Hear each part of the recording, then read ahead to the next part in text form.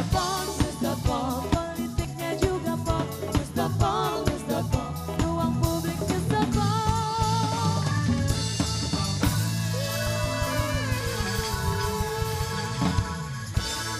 Iya, biasanya kalau kita di bulan Ramadan selalu diberikan kesempatan untuk bisa selalu bersabar. Tapi gimana caranya kita bisa bersabar ya kalau Kan bersabar lah tepatnya. Apa Menyampaikan dong? fakta tetap harus. Iya. Tapi caranya pelan-pelan. Tapi benar kan kita harus sabar. Salah satu kelebihan kita kalau di bulan Ramadan puasa sabar. Ini harga naik sabar, ya kan? Atau menyampaikan fakta dengan sabar. Oh ya, dengan Jadi sabar. misalnya, lain loh cara menyampaikan, Iya. coba Anda lihat. Iya. Sejak masuk Ramadan cara menyampaikannya lain. Oh. Para pemirsa sekalian, Iya. menurut Pak Irfan dan juga hasil survei dari Mas Siwo tadi, ternyata pemerintahan ini dalam 10 tahun terakhir, inilah pencapaiannya yang paling rendah. Itu mendengar berita itu juga dengan sabar. Nggak sabar. Oh, dengan sabar. Enak nggak cara Iya, penyampaiannya? enak. Iya, iya, Hah? iya. Ya merespon juga dengan sabar. Tetap dengan senyum, ibadah itu Iya, senyum bisa ya. merespon juga dengan sabar. Ya, dengan apa yang disampaikan tadi itu kami pun mendengarnya dengan terkejut. Sangat terkejut. Ada ya terkejut begitu. Oke, boleh dilanjutkan lagi Mas Irfan, tadi kalau dikatakan memang daya beli kita rendah gitu ya, karena daya beli memang kita betul. Karena prediksi atau proyeksi pertumbuhan ekonomi turun, sementara kontribusi konsumsi terhadap economic growth kita itu kan 54%. Jadi artinya kalau proyeksi itu turun berarti konsumsi kita juga mengalami penurunan. Yang artinya daya beli kita juga mengalami penurunan. Nah, Apa tinggal saya keliru nggak ya bahwa di Indonesia ini ya, konsumsi bisa naik turun, terutama karena Ya. mungkin tadi daya beli, konsumsinya akan turun kalau daya beli turun. Tapi kan pada bagian lain kita nggak produksi juga kan, artinya ada tapi nggak banyak. Jadi ya, artinya ini turun naik pun memang Tidak kita pengaruh. bukan produksi. Yang kita lakukan kan dengan sangat manis lagi cara menyampaikan. Yang kita lakukan kan selama ini kan memang impor. Iya. Dan kembali saya mendengarnya terkejut. Gimana Pak? Ya, jadi memang ini yang jadi salah satu masalah kita ya. Artinya ketika kita bicara ketahanan pangan misalnya, karena pangan ini kan kontributor terbesar terhadap inflasi. ya. Pertanyaannya dari mana kita bisa menjamin ketersediaan pasokan, supply. Nah, cara termudah kan tentu saja impor. Ya, makanya di sini dalam konteks ini saya setuju bahwa harus ada perubahan radikal dalam konteks ekonomi kita, di mana variabel investasi itu perlu untuk kita dorong dan kita kembangkan. Kemudian potensi-potensi lokal, sektor-sektor strategis yang bisa kita kembangkan itu harus kita dorong. Misalnya contoh mengembangkan agribisnis. Agribisnis itu kan satu sektor yang ketika krisis 98 dia masih bisa satu-satunya yang tumbuh positif. Kenapa? Karena kita menggunakan local resources ya, sehingga walaupun terjadi fluktuasi pada nilai tukar, begitu dia ekspor itu kan menjadi tambahan pemasukan yang bisa memaintain negara kita. Well dan Rizka, ini untuk memahaminya lagi-lagi dibutuhkan dengan sangat sabar mengatakan kita membutuhkan revolusi mental.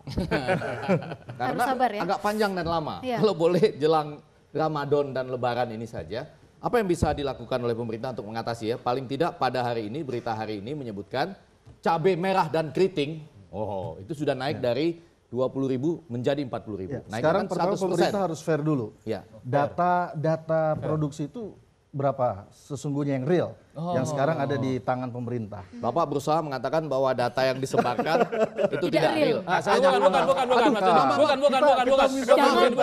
mengawali dosa di bulan Ramadan Saya ya. menyampaikannya dengan salah. Jangan ambil kesimpulan gitu, jangan. Bukan. Nggak boleh. Bukannya tidak real, itulah data yang dikeluarkan pemerintah adalah data-data yang menyenangkan. Sesuai dengan ilmu PR, Mas. Harus yang menyenangkan dong. Iya. Enggak, saya cara menyampaikannya tadi salah. Oke, mohon iya, maaf baik, Bulan ya. Ramadan. Jadi ternyata memang selama ini ada ketidakcocokan antara data yang disampaikan oleh pihak-pihak pemerintah dengan kenyataan di lapangan. Tapi saya tidak terkejut mendengarnya. Iya. Sementara saya tetap terkejut. Ya gimana Mas? Ya, jadi artinya, data ya, penting artinya, ini. ya betul. Karena kan kita melihat kadang-kadang ada kekurang sinkronan ya di antara dalam tubuh pemerintah sendiri. Ini yang menurut saya harus dikelirkan dulu. Dan terbuka saja kepada masyarakat bahwa kita produksi sekian ton, cadangan kita sekian ton, sementara permintaan sekian ton. Nah, kalau terjadi gap, maka solusi jangka pendeknya, jangka sangat pendek, solusi hari ini memang impor. Ya, tapi tentu impor dengan sejumlah batasan dan juga kita harus lihat juga dari sisi nilai tukar. Nah itu. Saya kembali agak tinggi nih anunya kecepatan saya, terutama karena menyadari bukan cuma Pak Irfan yang berbeda pendapat soal itu. Harga beras saja Pak JK aja berbeda pendapat ya. Iya. Iya. Itu sudah di level wakil presiden. Betul, itu ya. yang saya kira ini kan bisa membingungkan masyarakat. Iya. Sinyalemen perbedaan statement dari menteri, wapres dan pejabat-pejabat terkait ini kan berbahaya kalau di maintain terus-menerus. Rizka, tolong tanyakan ini usulannya Pak Irfan ini bisa merubah harga cabai nggak? Enggak. Rizka dulu. Ya, Nih, ke Mas Iwo ya senyum-senyum. Mas, tapi gimana dengan kelas menengah? Apakah sudah mulai terganggu dengan situasi ekonomi sekarang ini? Saya kira karena memang kelas menengah ini relatif masih baru ya. Kita itu searching luar biasa 2010 ya. Jadi masih tahapan awal ya, tahapan awal. Dan survei saya menunjukkan justru yang dikorbankan bukan konsumsinya, tapi yang dikorbankan tabungannya. Itu tadi ya, yang Ini level dari sisi 3 mikro tadi ya, kalau Heeh. Pak Irfan dari sisi makro. Iya. Jadi geliat untuk belanja itu masih, karena kan ini inersia istilahnya. Jadi apa namanya, sudah terlanjur begitu, itu mau ngeremnya itu susah. Jadi geliat untuk belanjanya masih tinggi. Masih gede. Ini ya. ciri-ciri di rumah Anda juga ya? Enggak, bukan loh. Saya cuma ingin ngasih tahu kepada semua pemirsa, perhatikan gejala-gejala seperti ini mungkin terjadi di Iya. rumah Anda dan mungkin Iya. Anda lelah ya kayak Iya. gitu ya. Iya. Jadi istri Anda itu sudah mulai menghabiskan tabungan Anda kayak gitu ya. Enggak, ini fakta loh. Fakta loh. Saya menanya, ya benar. Saya nanya Mas Iwo, Fakta Mas, loh saya. itu kan kelas menengah, dia masih Ya. punya tabungan, ada yang Ya. dihabiskan. Bagaimana dengan kelas bawah? Ya Apa yang mesti otomatis akan dihabiskan? mengurangi, otomatis. Mengurangi yang mana Otomatis, ini? karena Mengurangi sudah nggak ada. belanja? Tabungannya nggak ada, Nggak ada. otomatis akan mengurangi Iya. Mengurangi konsumsi. belanja. Konsumsi yang Otomatis. dikurangi. sebenarnya yang terpukul itu kelas bawah. Kelas bawah. Karena kelas bawah dia tidak punya saving yang cukup, Iya. kemudian dengan Investasi harga naik, apalagi ya. Investasi apalagi. Investasi utama dia kan doa Betul, sebetulnya betul. ya. Memang yang bisa menjaga daya beli dan pertumbuhan sampai 4,7% ini adalah kelas menengah. Kelas menengah. Sekarang ini, itu Jadi harus kita akui. ada satu definisi kelas menengah itu, salah satu definisi dari banyak definisi adalah sepertiga dari seluruh pendapatannya itu ditabung Oh, itu kelas dan menengah. investasi.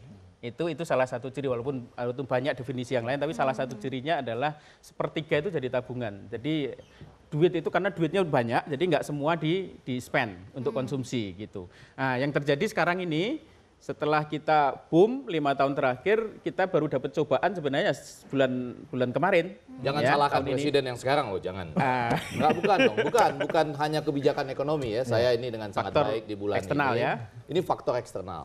Nah. Tapi ini agak beda. Dulu, coba Pak Irfan ya.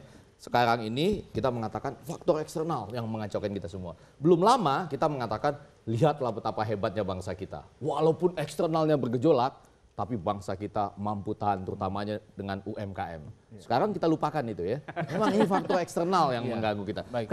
Gimana tuh? Pak Irfan? Ya, memang kalau mencari siapa yang patut disalahkan paling gampang ya kita Saya Pak, saya yang salah Pak. Saya yang salah. menyalahkan faktor eksternal, betul. Supaya Bukan, jangan Mas. supaya jangan ada pimpinan negara yang tersinggung, saya yang salah malam ini. Mas Irfan juga bilang tadi yang paling gampang salahkan adalah faktor eksternal ya. Ya, sebenarnya ini berarti fundamental ekonomi kita ada masalah besar. Ya.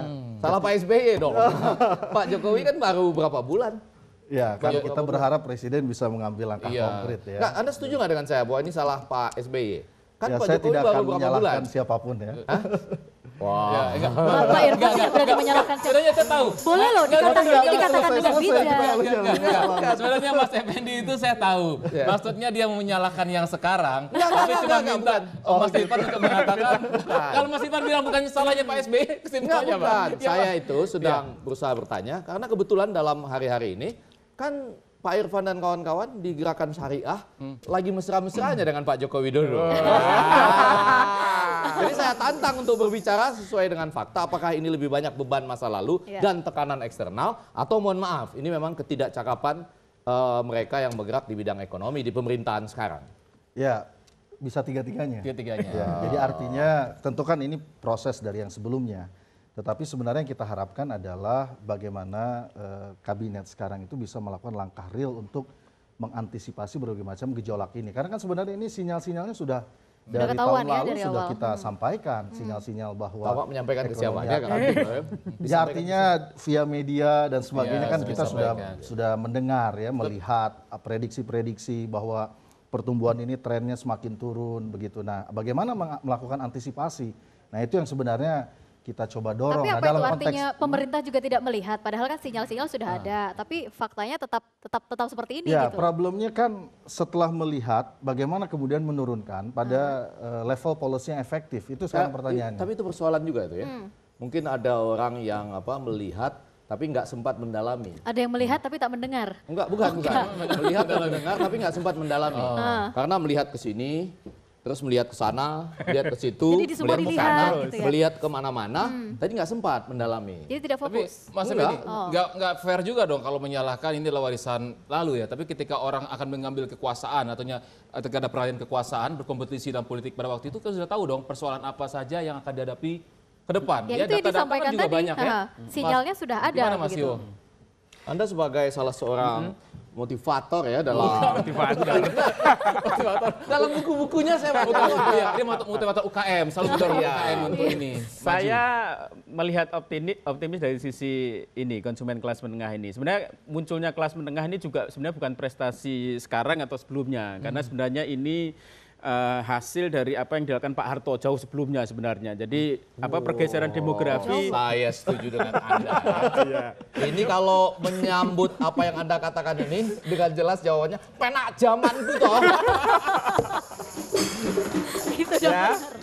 Jadi memang pergeseran revolusi kelas menengah itu sebenarnya starting sebenarnya sejak sebelum bahkan even sebelum 98 ya, itu dirintis dengan meningkatnya pendidikan, kemakmuran segala macam. Cuman kita kena di 98 kena krisis. Tapi karena kelas menengah kita kuat, fondasinya kuat, makanya begitu kena krisis awal 2000-an mulai win back lagi dan kemudian kita berkembang sampai sekarang. Jadi ini adalah satu fenomena 100 tahun sekali ya, fenomena yang jangka panjang. Yang saya sih melihatnya alhamdulillah mudah-mudahan ini dengan adanya puasa Lebaran, tadi kalau dikatakan memang konsumsinya akan komponen konsumsi akan makin turun. Kita harapkan Indonesia memang consumption driven. Jadi ekonomi kita itu banyak 60%, 50% itu didrive oleh konsumsi dan itu terutama adalah kelas menengah. Mudah-mudahan saya sangat berharap biasanya memang begitu, puasa Lebaran itu meningkatkan konsumsi gitu, sehingga diharapkan nanti ekonomi juga akan bisa lebih menggeliat lagi ya. Harapan saya adalah di puasa Lebaran. Jadi kalau sampai puasa Lebaran tetap stable, maka kita bisa pertanyakan nanti akan seterusnya takutnya akan turun gitu. Bengong loh semua. Coba sekarang ya. Enggak, kita semua sama-sama bengong. Tapi coba habis ini kita berpikir bagaimana kalau ibu rumah tangga biasa yang mendengar kita.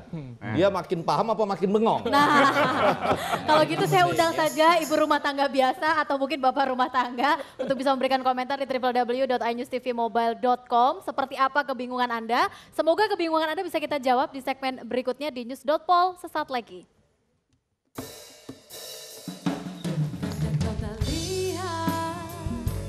Terkadang malaikat tak bersayap, tak cemerlang, tak rupawan.